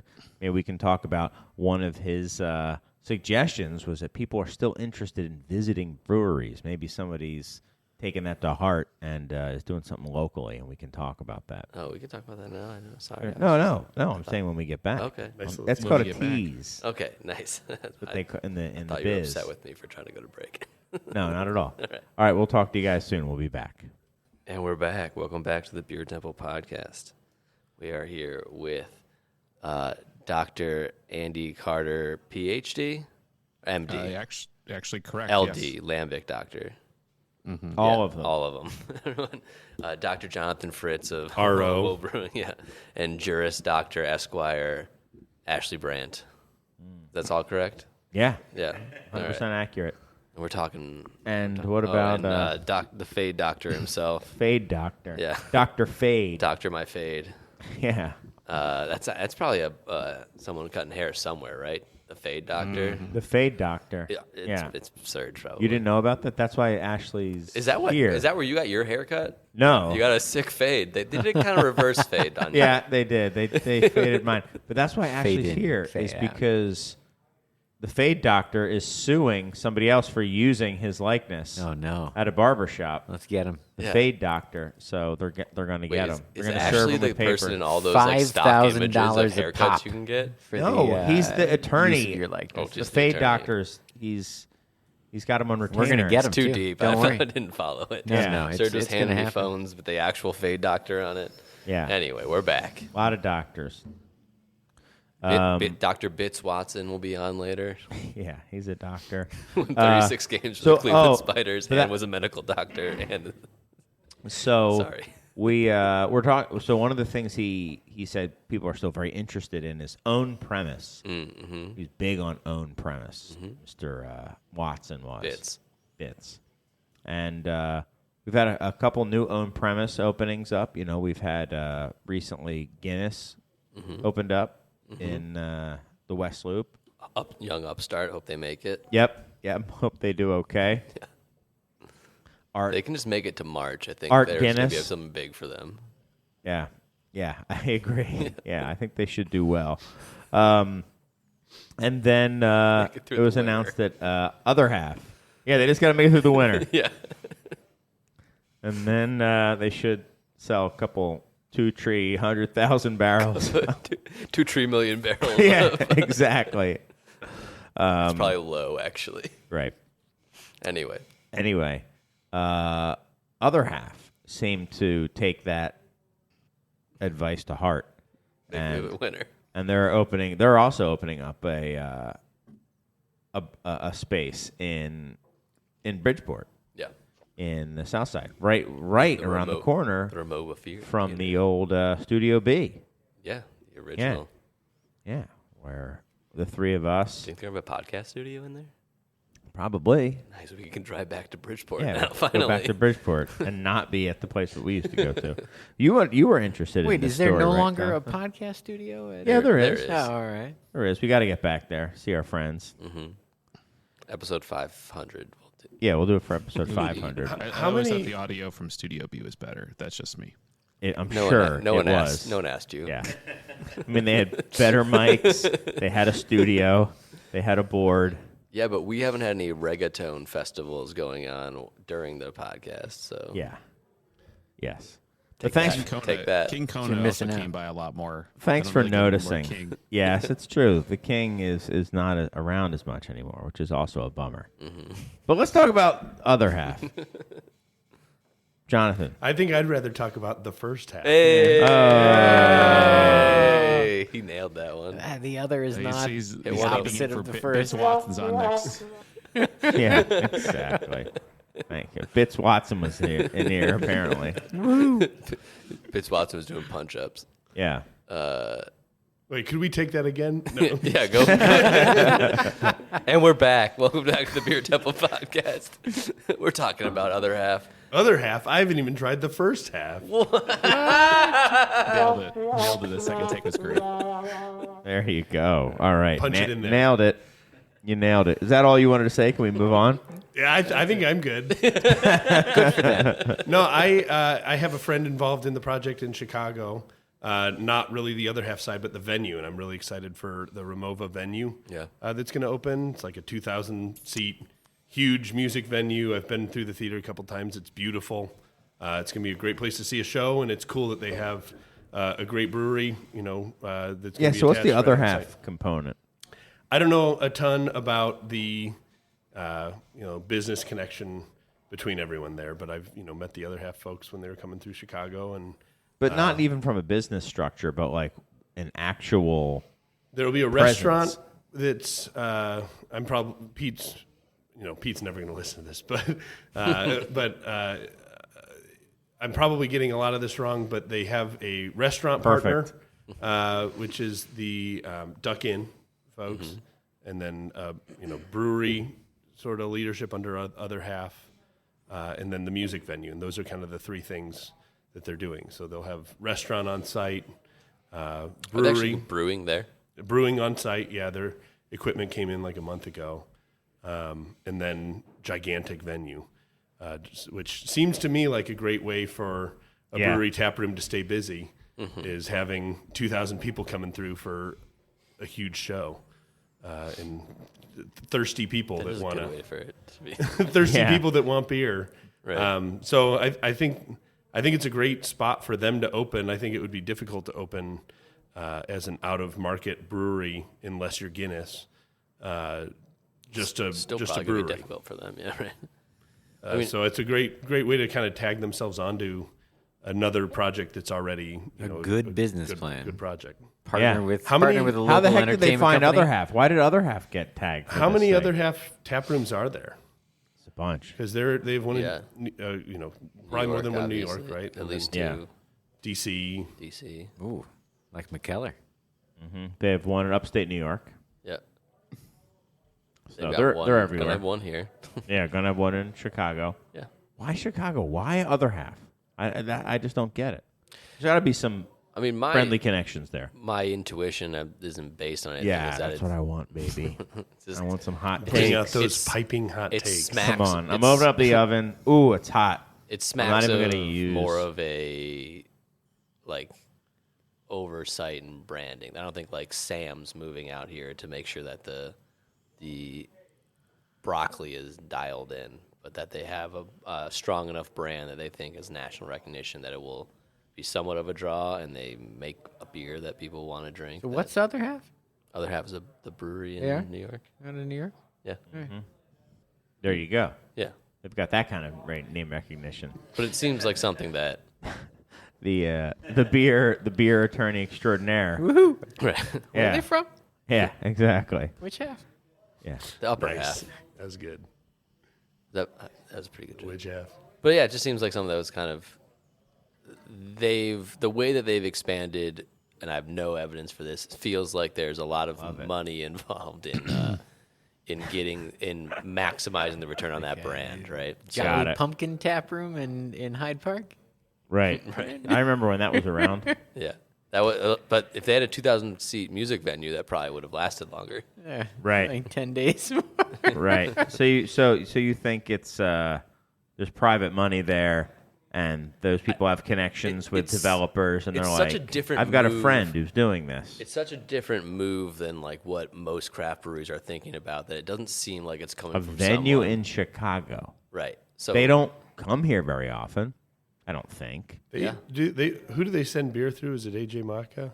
I think so. feels yeah. like Maca. Because we get, Or it might be Maka or MSV. One of them. but you get drops here quarterly. What do you think? Yeah. Sure. Bless you. Yeah, it just seems like something that like savvier business people are like, you have a very strong brand. Let's see the ways that we can actually get return on the brand rather than just like buying more brewing equipment. And I mean, I space and guess stuff. there's people that are going to go to the shows. They'll drink the beer. Yeah. I don't think anyone's going to go to a show. Certainly not bless after. You okay, dude? We're trying to fucking record something here. If the You allergic to our hot takes? They too hot for you, dude? Pretty hot. Yeah. Can I get some milk? Yeah. You know who wouldn't have sneezed? Jake. Exactly. Jake would be having hotter takes than us. Yeah. I could be tickling his nose with a feather while he's talking. Nothing. Takes are too hot. Yeah. Spiciest. But Feather would burn right up. yeah, so I don't think anyone's going to be going to these shows because of Other Half. Certainly, maybe when they first open, right? I bet people will go down there because of other half. Well, no, that's the other half of what I was going to say. Wow, no more. Was That's the last one. Well, maybe one more. That's the last one I'm per excited. Dial it person. down 50%. Per person. Yeah, by half. So, Turn my mic off. but I do think that maybe they'll get people to go down outside of the show times. Sure. That brewery will. Yeah. More than a different brewery that doesn't have the same name recognition, but how much of the total income will be based off the other half name versus like, oh, this isn't like, the Salt Shed. Like Goose Island's is moving into the Salt Shed, right? I mean, Right. come on. People are going to the Salt Shed no matter TED what. talked at all these venue owners watch where it's like you got to get a legacy brewery to open a nominal tap room next to them. Yeah, you didn't see Bit Watson's talk on that? Vince Watson's probably was all over it. Wait, Yeah. is the draw here the Duck Inn? I think the draw's a venue. music venue. The music Yeah. venue. Music venue and And then Duck Inn's food. expanding the And good stuff. offerings outside And it's just of like that. stack all these things on top of Right, each other, stack right? 'em. Like Yeah, the make a Duck night Inn out of it. is a draw. Like the other half is a draw, and then also this whatever artist they're bringing in will be a draw. So it's like, we should go check that place out. We can drink other half beer and eat like one of those big old hot dogs, and then we can listen to Ariana Grande. Shaky Graves. Ariana Grande? No, She's way above not playing 2,000. stuff out Yeah. That's not a... yeah. So it's a 15,000 seat venue. Yeah, Ariana go Grande see is playing there. Styx. We might see Pete Davidson. Yeah, it's Sticks and Pete REO Davidson. Speedwagon. Yeah. Right. Mulaney and Davidson together. Right. Anyway, Yeah, Andy, maybe then. what do you think about this very global thing we're talking about? What do you think about other half coming into Chicago and opening up a brewery tap room for no apparent reason? So it's interesting to me is that, like you said, I think it is brand driven. They were mostly Brooklyn, DC, now Chicago. I mean, I would have to imagine someone's also saying, hey, where's your beer? Where do people want to drink your beer, right? There has to be something to that, right? Because why would you pick Chicago other than Los Angeles, Houston? If it's music tied, it's not. I mean, it's an opportunity. Is it a good one? I mean, there's a lot of breweries in Chicago. I don't understand it completely. Because I do think if I'm not understanding it, then it is a business thing and not just a craft appreciation thing. But they are, I mean, I don't think anyone that's thinking about craft beer or thinking about hazies, I mean, they want that beer, they're going to go get it, right? And it's a buzz. But, yeah, I don't know yet. Are they actually going to make the beer here? Yeah. Or are they... It says brewery. It says Yeah. brewery. Well, Right? just I'm because reading it the says article. brewery doesn't mean anything. Yeah. We No, could they- very- No, he just said they have got a their full equipment. You don't think so? Yeah, I wonder how but- much of it, though, right? Yeah, Like, is if they have they're the not full ma- brewery, that doesn't mean they have to manufacture the beer. They don't Right. have to. But and that's part of the DC thing, right? They can manufacture a bunch of stuff out of DC. But and when send it they here really easy. when they open, I don't believe the brewery will be online and they'll ship beer in. But One thing that's interesting to me is like going with Duck Inn is a very Chicago thing to do. So you're opening this thing in Bridgeport, rebuilding a Chicago venue. You have the investors of, like visible investors of Chance the Rapper, Jennifer Hudson, and Quincy Jones marketed as Chicago people investing in this. And then the brewery you get in the place that supposedly has the most breweries per capita is one from New York is a weird move for the way that they were marketing this. Maybe not a dumb move because it might draw more people, but to not get I mean, I don't know. There's no brewery in Chicago that has the clout of that, but the strongest mic in the room. I mean, strong. You have to think they must have not been the first brewery approached for this project, right? If your storyline, right, would mean that some other brewery would have been asked. Yeah. I mean, I mean, we should ask maybe. I don't Edmar. Wait, know, yeah. did his was get the invitation to? Surprisingly, no. They didn't show them the scan data. Did you have to sign an NDA? Yeah, I mean that's right. If that was the story, and then someone said, if the money said, "Hey, there's an opportunity. These guys want to go away from the East Coast. We want to expand west." To me, it's kind of like I was out there in Maine. I was in the Pacific, or no, the East Coast a few months ago, and The we wanted to Atlantic go to Northeast. and I'm trying to remember exactly where Cape Cod and what was it? Treehouse Trillium has a outpost out there. They've been opening these satellite facilities and Yeah. interesting locations. We ended up not going because there's tickets and it's like kind of crazy to even get in. And I mean, these brands are not losing steam anytime soon, right? They can go move around to areas and attract people anywhere. I think that's the part of the juice that's flowing right now. I think you're right. It should have been a Chicago brewery, but maybe all the Chicago breweries said, "I'm too busy with my own problems.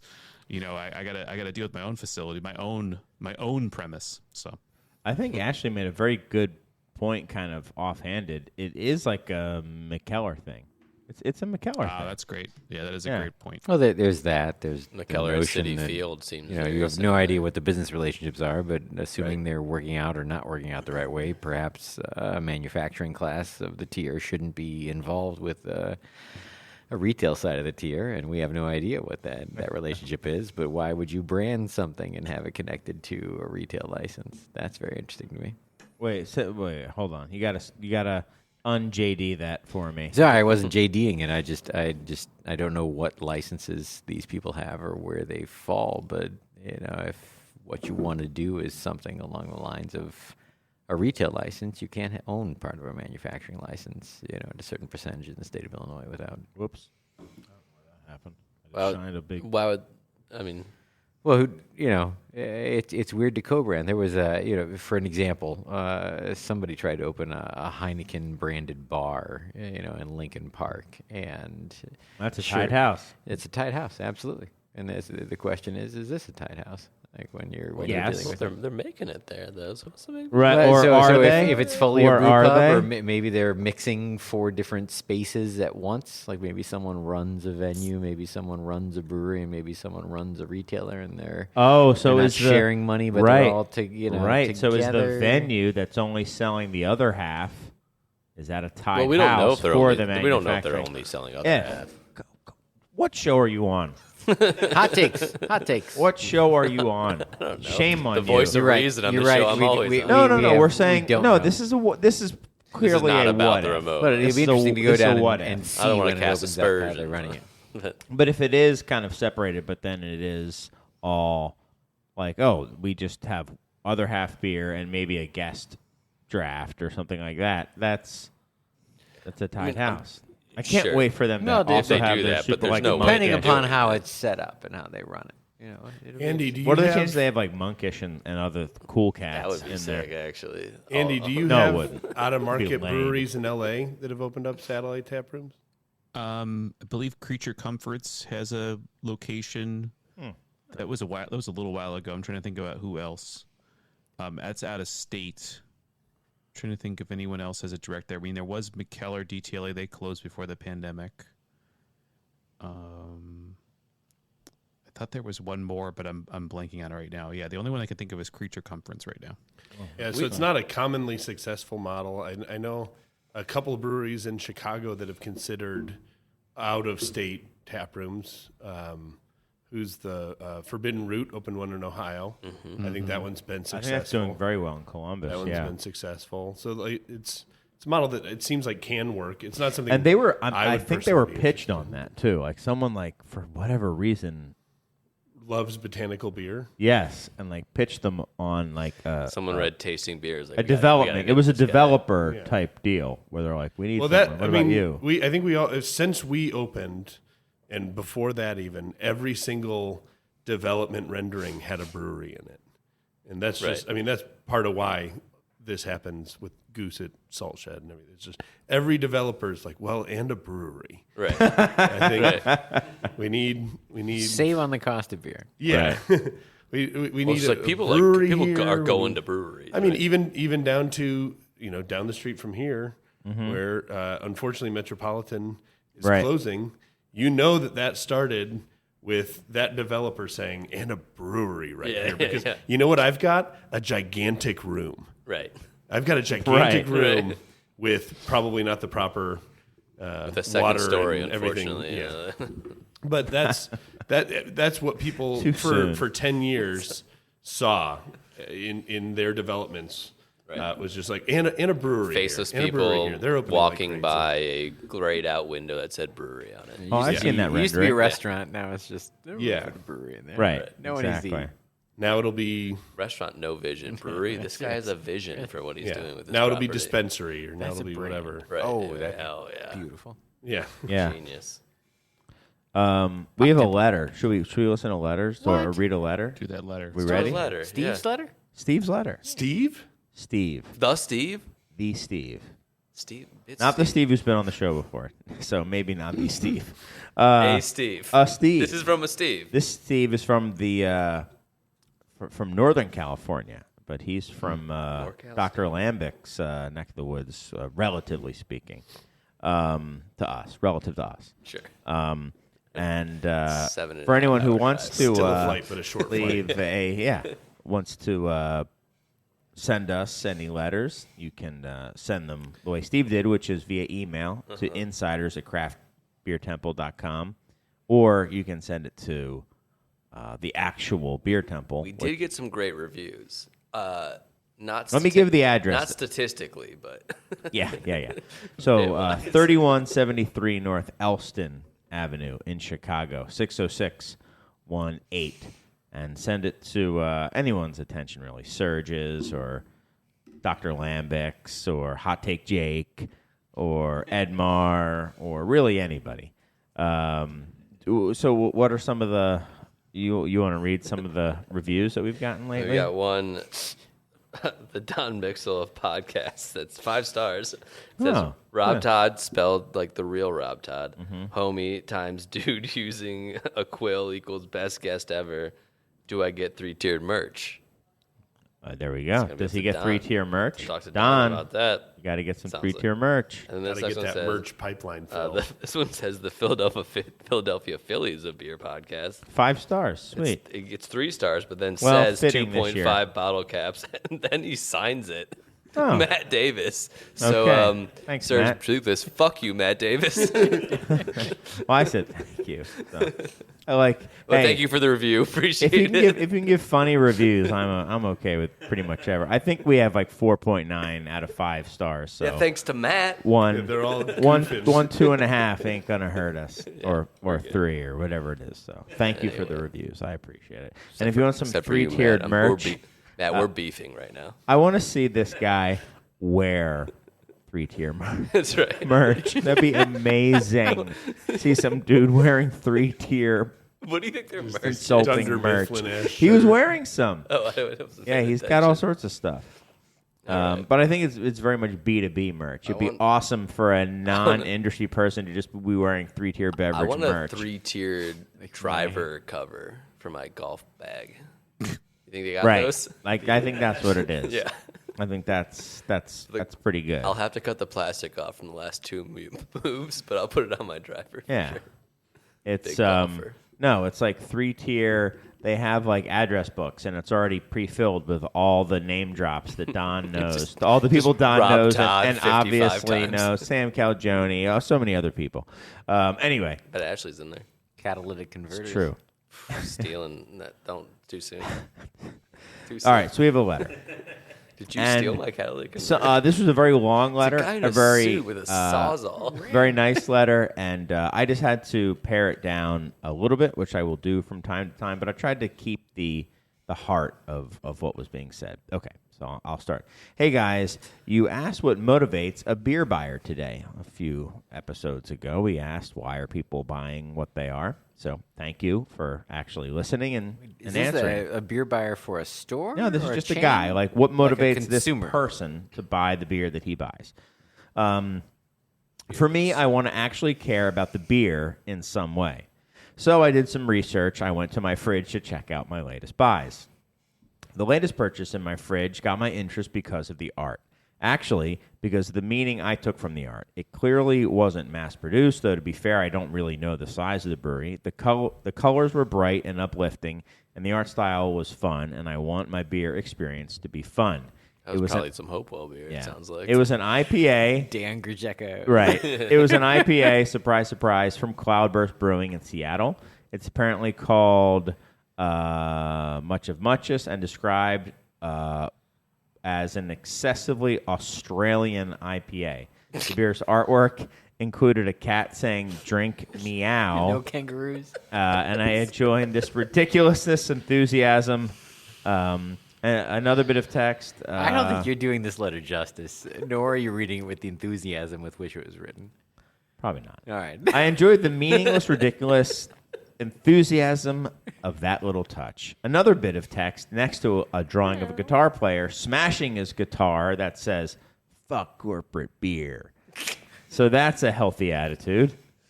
It all suggests some Kurt level Cobain of Brewing Company. individuality and excitement for their product. It's not some overproduced cartoon that a macro brewery might use. Maybe I should check my facts. For all I know, they could be huge, but I don't think so.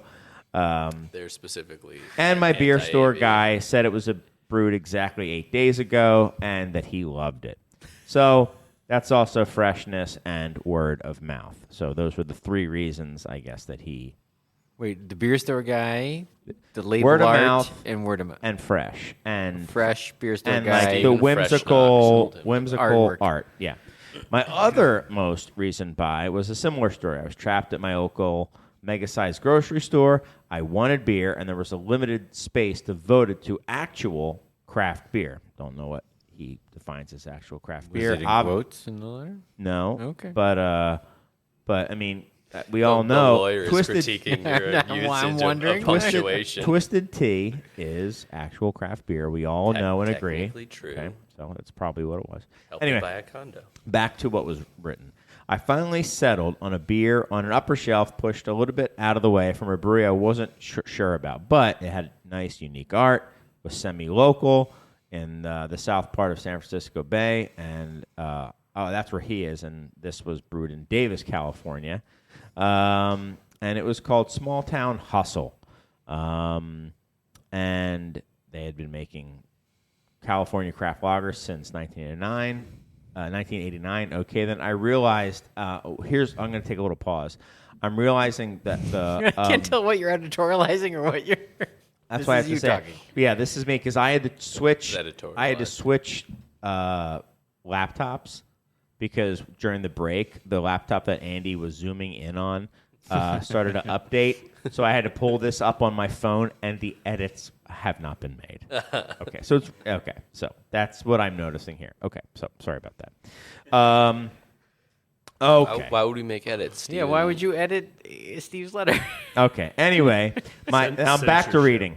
Anyway, my point, if there is one, is that fascist I at least want dictatorship. the hope that there's something to believe in about these special products I'm buying. I don't need another commodity anything. I'd probably lose interest if a brewery got too big, though I'm still okay with Sierra Nevada, but I don't actually buy any of their Little Things series for exactly the reasons I'm talking about. They seem too commodity. I do love their Nooner beer, but they aren't making it anymore. Well, too bad. That was great stuff. I hope they aren't headed down the slippery slope towards losing their identity. More Instead, torpedo. I'm drinking a beer that is special and cared for in some way. I'm trying to contribute my extra dollars to an enterprise that isn't just making widgets. Like if I was living in the Chicago area, I'm sure I'd be trying Was beer because I'm pretty sure Mike is working to make his beer special. His labels are fun and unique. I'm pretty sure he's not headed to commodity land anytime in the foreseeable He's future. not headed to commodity. I'm trying, but I have no idea how to get there. Anyway, the whole point with a craft car. beer is to I need have a car to get there. Anyway, the whole point with craft beer is to have a point of view, a passion for the product, and a positive attitude. Make a compromise here or there, and we buyers won't get too worked up, but start making a commodity, and we're done. My 2 cents. Sounds like we've So brainwashed thank you, Steve. Steven. Thank you, Steve. Effectively. It sounds like a very He's earnest been listening to individual. listening to this show a lot. I mean, I agree with. I mean, I think I probably have a higher tolerance for commodity beer than Steven does. It sounds like, but Right. But I agree from a standpoint of like what we're trying to put out there as a brewery, is that why would anyone buy us if we didn't care obsessively about Right. every beer that we were making? And I want to make sure if that Dr. Lambic has a say, if he wants to say anything about this, because he may have to cut out in the next minute or two. Yeah. I mean, come on, this you could have written this letter 20 years ago. I mean, right? It's the same problem, right? We want craft beer to be special, and you want it to be good, but you also want it to be at the right price point and make you feel everything. And I think this goes just right back to the original thing with Bit Watson. You know, it's a mature market. You can get a fantastic beer for a reasonable price anywhere now in the United States. Yeah, people are going to play games and tricks and have crazy logos and stuff, but the fact of the matter is some of these beers that you're drinking, I think specifically when you talked about Celebration, are the best they've ever been. And that's only because this industry has grown by leaps and bounds in the last 20 years. So it is a marketplace, and you kind of have to just live within that marketplace, I guess. Yep. And I think people are going to draw their own meaning from this. Like, what is commodity? Well, Sierra Nevada, well, he did carve out Sierra Nevada being okay. And that being like, I don't really like this But not the hazy hazy little stuff. And you know what? I kind of feel the same way. Right, and there's like we often feel these things like there's intuitive understanding of what is and is not authentic, right? It's almost like pornography. You know Right. it when you see it kind of vibes. Where like he's like everything else that Sierra Nevada does seems to be very much of them, but this obviously to me felt like a thing where they're like, well, we got to sell the widgets, so we made this. But he's like, but the rest of it, I'm so cool with that, which is probably correct. Directionally pretty good, yeah. Feels correct to us in our hot take, whatever we are, pressure cooker. What is this? Hot take? Jackasses. We're just jackasses. To us, hot take jackasses. Yeah. But thank you, Steve. Yeah. Yes. But And Andy, anytime you got to split, just say I got to go and head on out. But I'm sorry, Jonathan. So you have more. His tolerance. You have more tolerance. I You're mean, I more think that's- commodity tolerant. For inauthentic beers. and by that you mean like you'll drink High Lifes or what is the Yeah, or Twisted that teas, or I'm specifically you High stole Noon. I have all this Twisted Tea I stole that I have to drink. I looked it up. Anybody going to buy? The amount of Twisted Tea that was stolen was 32,000 cases. I don't think there's anything inauthentic So about Jonathan's Twisted Tea. FT. ISO. Jonathan's FT 15,000. How much? How many? 32,000 cases. FT 32,000 cases of Twisted Tea. ISO. Anyone? How do you? That's a tremendous amount of beer. Yeah, we got It looks like they got to the bottom of it since I read this article yesterday. It just never got delivered. Yeah, right? Like, imagine it's just Jim in there being like, someone stole all the Twisted Tea. We make such a good I mean, Twisted that's Tea. so much that it just can't be. All right, so And back Bits to what Watson's Steve's in there saying. with them, like, I mean, so do you think that? So it sounds like what Dr. Lambic was saying is that in this mature marketplace that like even the drink meow and fuck corporate beer and all that stuff could be a very thought out play. No way they're getting a cola for that, right? fuck corporate beer. Yeah. I mean, well, they send it across state lines. Cloudburst is in Oh, that's Washington. right. It said it on the can. I didn't even wow. think about that. Yeah, That's Cloudburst crazy. in Washington. That's He was buying these in Northern California, right? When he said Davis, California is where it was brewed, and he's in San Francisco. That's So- a so- tolerant no, TTB. let's just- the one that hold was on. brewed. Let's- the other one. That was the other one. But Cloudburst is in Washington. So Okay. there's a profanity component to it, and putting that aside, the TTB restrictions on these things are suspect at best. Honestly, the notion of their restriction on content is a First Amendment violation. They refuse from time to time to enforce it because they understand that to enforce it means someone's immediately going to hire some wonderful attorney to go in and fight this thing and win, probably, and show that these regs, and to the extent that the regs are transposed to the Labeling Act, are also improper, they'll be overturned. And this is the thing with one of the regs is you can't have anything indecent, right? It is similar, if not identical, to the Lanham Act, the Trademark Act's prohibition on certain forms of trademarks being awarded. And that was recently overturned. And it's not as if these things haven't been on the books for 50 years. It's just that no one ever bothered to fight Challenge it them. until now.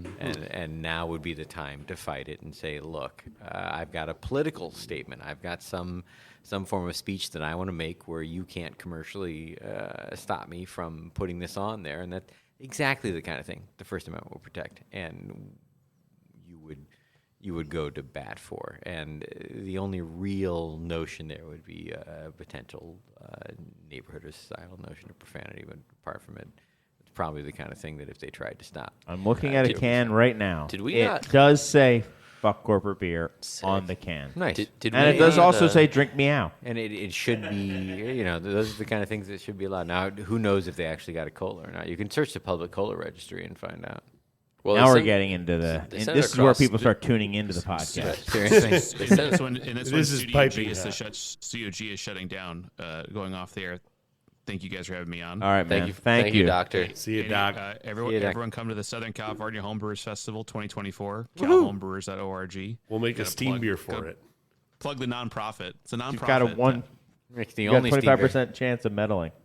All right. Yeah, come on out. All right. Thanks for having me. Thank you. Thanks, Andy. Thank you, Andy. Have a good night again. Have a Bye, good Doc. night. See ya. I don't think corporate breweries can participate in home. Did we not ask you to take it all the way to the Supreme Court when the TTB told us that we couldn't have a unicorn throwing up with the rainbows at Pipeworks?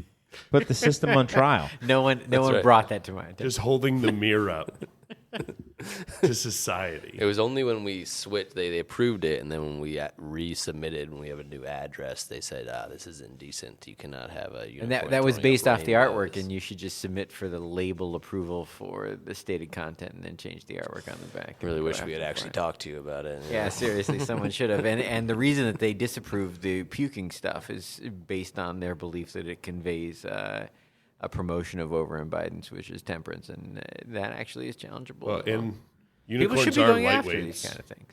Yeah, These but guys nobody shouldn't has be the doing money. Nobody cares. Oh yeah, see that's the other thing. Is that Yeah. no one wants to pay for it. Yeah. Now, what you need is the kind of attorney who'd be interested in that kind of case. Which you are because not. Where can people I reach am- out to you? I am very much for that First Amendment issue on the right kind of thing done it. But if you're a Church of Satan, Okay. There you go. That was not a bleep. That was just him making a hand gesture. Sign of the cross, I believe. It's a jerk off. That's what I said. Okay. I sometimes get this confused. My friend Adam. it's hard. I love your friend Adam. He's my friend Adam. Too. He's everyone's friend Adam. So, I think Steve, whether it's the whimsical, he went in and talked about how there was actually some edits there. How he's not into the whole like heavy metal horror-ish imagery on cans anymore. So he's kind of like gravitating he's away not from doing- that. We get that a lot, like when we're doing tastings and stuff, because like people, especially here, where So I think he's pretty indicative of how like people Sounds feel nice. generally. Yeah, especially like for people that are attracted to like Iswa's style of art. yeah. There's so much of just like, and we had a unofficial no skulls, no puns were the first two rules we made. We broke one of No them. puns. We haven't had a skull on anything yet. What but puns I don't think we have made you any done? puns. We made no skull. Well, there were three rules. There were no skulls, no puns, no pop culture references. And we made a pop culture reference, but it was so deep, no one has any idea what it is. What was it? I can't tell you. Daisy You, chain. you figure it out. That's how. But like, because we live in Chicago in a place that is so driven by Three Floyds and the aesthetic of Three Floyds as like the most creative brewery for a really long time. Right. And I've literally watched people start breweries with one idea of what their brewery is going to be, and then all of a sudden, someone who I know who was listening to Hoobastank while they worked somewhere else is now a metal brewery. And it's just like you lose your identity because you see this thing work. And a lot of people love metal. A lot of people listen to metal in breweries. It makes, I helped bottle on a Maheen for the first time in a long time today, and metal made sense while bottling Hilarious. on Yeah, on a right. It Maheen. is very much that kind Metal. of task. A lot of metal. Wait, is Yeah. Hoobastank metal? Is No, that they're not metal. That was the point. All right. Thank you very much. I'm too they went What are they? Juggalos. crotch rock, I think. Is crotch Butt rock. Yeah, butt rock. Butt rock. I don't know what butt Yeah. rock is, and I don't know a single Hoobastank I think song. you do. I think you know. Yeah, you know a Hoobastank song. You know I at do. least 2 Hoobastank songs. Really? Okay. Definitely two. You have to put that to the test later on. The O's Well, are let's sing 'em on air. infinity Yeah. symbol. Yeah. Right. Yeah. Um, Anyway. But yeah. So what the label looks like? I mean, this guy, Steve, more than most, I would think. The label. Yeah. No, He I never- think he didn't mention more that- articulately than most. But most people buy most things by how they look. But you didn't let me finish. Oh, sorry, So my the bad. label, and he got a recommendation from a local beer beer store employee, and it was fresh. Yeah. I mean, that's more than I think most. I mean, literally, we brainwashed him into to doing the things we love. Well, I mean, I've been pretty Sorry, Steve, we didn't brainwash you. You're an autonomous person. pretty anti. Well, no. You don't care about I've freshness.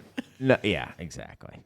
No, but I do We care about sometimes. money. I do love a good bad can or label. Old can or sometime. bad label? You know, like Hop and Frog. Yeah. We- yeah. First Amendment protected, actually. That one went was- to the, that was that you was Hop go. and the real Frog thing. was a First Amendment. Yeah. I was wondering Can how you long explain until that Chris got. Was it against the law to have that many fonts? It was the finger up, right? That was the okay. one with the finger up? No, that's a different one. That's from a long time ago. That was the one. That was like from the old microbrewery days where it was like it was a different frog. I'm pretty sure. Okay. It was. Yeah. Totally fine. But does the frog have the middle finger up? No. Okay. Well, that was not the issue. Then Yeah. in this case. Yeah. It's a different one. That frog That was freaking me out. protected speech. I thought it was against the law to have that many different fonts on a single label. Maybe it was why. Bad taste is not against the law. They took it all the way to the It went Supreme Court. Right. And declared so. I was like, no, ain't no way you can put Cosmic Only Sands on that. Scalia was against that many fonts. Exactly. You lost a vote when you lost him. Yeah, the founders did not think this was going to be a thing we should be doing. That many font effects. Just Jefferson's calligraphy is the only thing allowed. That's right. Exactly. Is that an S or an F? It's a real deep cut. For What do you think? Not if you're a constitutional scholar. That's true. There you go. Not if you're a constitutional scholar. Not a deep cut. Not a deep cut. What else do we got? You've Are been we seeing the done? Magna Carta? Yeah. I thank you again for the letter, Steve. If you want Thank you, any, I will give you as much three-tier beverage merch as you want. How many driver and wood covers do you need? I mean, anything you want. Yeah. Yeah. How Mouse many? pads? Yeah. How many mouse pads do you think he's got in a warehouse somewhere? I Zero. bet the new one's the phone Oh, the dealie. pop socket. Yeah. Yeah. Oh, He's got them. He's got what else does he? I like the phone. I like the address books with Rob Todd and Yeah. and Sam Gojoni already filled in With their But- cell with phones. appointments. It's called a Already dox- it's called appointments a for when doxing, they're going to but- hang out. With him and Don are going to hang out. Already it filled just in. says every day. Yeah, every day, all day Standing appointment. call, Yeah, 6 a.m. to midnight every day. Hang out with Rob Todd. hanging with my bro. Chill with ROBTOD. Yeah.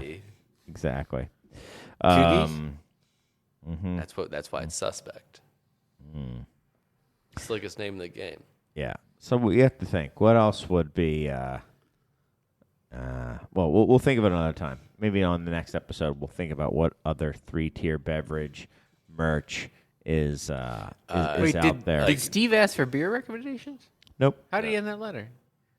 He just wanted to let us know that he was checking for My 2 freshness? cents is how he ended the letter. Yeah. Do you think that they have divot fixing tools Ooh, that that'd be a also great you can one. slide out a little ball mark? How about those airplane neck pillows? Oh, definitely. Airplane neck pillows. If they don't have those for sale, then Don has one that he personally embroidered. Right. That guy's always on planes. Like with a needle. He stitched. He needle pointed it. 100%. Okay. He's a big crochet guy. He crocheted it. Yeah. Is 3-tier a tote company? He's a big Or do they crochet have guy, dude. Better bags, you think? They have like really nice tote bags. Probably only a couple for every show. Tilly hats. I Yeah. think they have like exercise like zip up jackets. Lululemon? Like yeah, Lululemon, Lululemon. Tech. style, Athletica, Tech something like jackets. that. Yeah, one of Yeah. them. Vests. They definitely have vests. Oh, 100%. I Like bet the they quilted got vests. Patagonia or Barber. Yeah. Yeah. Barber. Yeah. I'll tell you what. We get some barber vests. Barber vest. That would zip You actually ever been into down my to barber Castle and coat Key? nicely. Castle and Key, when they first I- started, I was down there the day after that distillery opened, and they had done Barber vests, and they were selling them with the Castle and Key logo below cost because they had someone had been allowed to great. price these merchandise items. Oh, Like, oh, that's hilarious. I'd buy one of Oh them. my god, I would too. I got one that would zip right into the Golf raincoat I balls, have. I think. The golf ball Definitely. divots, but divot. With the you can Things, slide but- out the little ball mark too. I'm Right. bummed learning about all this merch that they have Yeah, because I gave seriously. Don a ride home from Aberdeen Tap about a month ago, and You should've hit nothing him up. was offered. They gotta have visors, right? Or the visors with like the fake hair, like the. Oh, really? Pop his Those, trunk. He's yeah. probably got golf shoes back there. Oh well, it would have been my trunk. He was just jumping in the car. Me and Jake drove him home. Yeah, I think all those things. So, Well, ask If- Jake. pick- just how pick many, what you how want, many ball Steve. marks do you got? Ask Jake tomorrow. I will. You'll see. I'll text him right now. Yeah. Thanks for Yeah. that.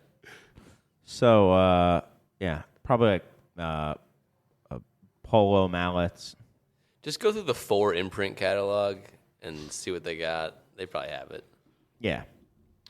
I think we're done. You guys don't get 4 All right. imprint catalogs come to your house. Is there anything you guys would like to say in closing? Mike, I'll let you go first. Is there anything you want to say? There is one thing. We only briefly talked about Metropolitan as well. Should we That was save that? not what I was going to say Oh, in closing. All right. Oh, did you have We're something gonna more close important? on a sad note. Oh, yeah. He wanted to say something more important than that. No. Yeah. Do you want me to talk about Metropolitan now? No. Oh, We mentioned it, and we had talked about it a couple episodes ago. So everyone seems to know the sad news. It's been official that they're closing in about a month. Metro is so yeah. I'd But jump in that Wait, I thought Sunday was their last day. no, it's in about a 17th. month 17th of next month. of December. That's from today's stuff? Yeah. yeah. I remembered in 2010, I sent a Facebook message to Metropolitan just saying, hey, can I come shadow you? Can I check out what you're doing? I'm thinking about opening up a brewery, all of that. And a month later or so, got a response from someone, I'm assuming it was Tracy. I don't know my Facebook anymore, so I was trying to look it up in my email or whatever, but didn't have it anywhere. But they said, we're only 2 people. We don't really have time for any of that, kid. But that was the ethos that they brought through the whole time that they were open, is that they were always there. They were always working. So it's definitely really sad to see that not work in the end. Maybe you'd be there if they had responded. Probably. Probably wouldn't have opened up his own thing. No, they would have made Little Buddy and succeeded. Right. Some sort of Little tiny capacitor. robot on it. Yeah. What were you gonna say, Mike? I got nothing at the end of the show. I always think of something I'm supposed to have, and then we talk about stuff and I forget it. So thank you for listening to the show. And a good thing to I have say. a GoFundMe open for my car repairs. Nice. Good. Good. I'm just kidding. But if you want to mail me $20, that'd be great. Okay, you can send it to this address. Send it to Beer Temple. Care of Attention, me. anyone. My Cash. Venmo's open. It's just my name. Yeah. Please. I'm Just Venmo Rob Struggle's Todd. real. the struggle's real. Yeah. Venmo Rob Todd. Please send Rob Todd $5 to But help make me the fix note: my car. Mike Shalow's catalytic converter and $800 valve. How about you, Ashley? If you see these kids walking around selling candy and talking about how they made a long sports trip team. to get here, fucking buy the candy, man. Just do it. Just do it. Just Don't- give 'em just the buy money. the candy and take it home. Quit with it. And when the vote comes up to help homeless people, vote to help homeless people. All right, there you are. Anything? Agreed on Oh, you both already counts. gave your. Was that your last Yeah. statement? Okay. I'll I'll also second what Ashley said. I'm sorry. I'm sorry it wasn't about beer. I was just thinking about it today because I had extra money in my pocket and I got some candy and I was like, Come visit our tap room, but also what Ashley said. Also, donate homeless people. Right. Yeah. Help the immigrants and buy the Yeah. candy and do it. By all Just do it. means. There you go. Next week, I believe, is it? Oh, you're not here next week, are you, Mike? Oh, no, I can be here next week. Oh, okay. I'm not flying home until my dad didn't want to pick me up from the airport during rush hour on the Wednesday before Thanksgiving, so I'm flying home at 6 a.m. on Thanksgiving. Got it. All right. So Well, I'll be here. so we're doing a movie special. We're going to be doing our second movie episode. Yeah. So that should be a lot of fun. Let's leave it hanging until next week. What movie that will be? MST3K? You guys just sit there? But funnier. More witty. I mean, we more should witty. tell them the movie so they could watch it, but Okay, fine. It's Smokey and the Bandit. There we go. Nice. Smokey Stealing Twisted and Tea. the Bandit. yeah. Yep, Yeah, exactly. Moving it over. It's a remake where they steal 32,000 cases of Twisted Tea. I at bet the- that movie hasn't aged well. It's we'll it's see. it's Vin We'll let you Diesel. know. I bet It's The there is- Rock. Yeah. They're just Jason Statham. driving a big rig through space with a bunch of Twisted Tea in it. Vin Diesel is our generation's Burt Reynolds. Yeah. Ooh, we're gonna have to. That might be true. He's not. No, who would it be? I can't wait to listen. Yeah. I You're can't going wait to to find listen out. and find out who our generation's Burt Reynolds Burt actually Reynolds is. That's is. what the show is. It does. Yeah. All right. Let's get the hell out of here. Nobody's listening anymore. Bye. Thank you, everybody. Bye. See you next week. So long. Remember this is what we wanted. Remember this is what we said. To never be heard or seen from again, again, again, again. Remember this is what we wanted. Remember this is what we said. To never be heard or seen from again, again, again, again. Remember this is what we wanted. Remember this is what we said. To never be heard or seen from again, again,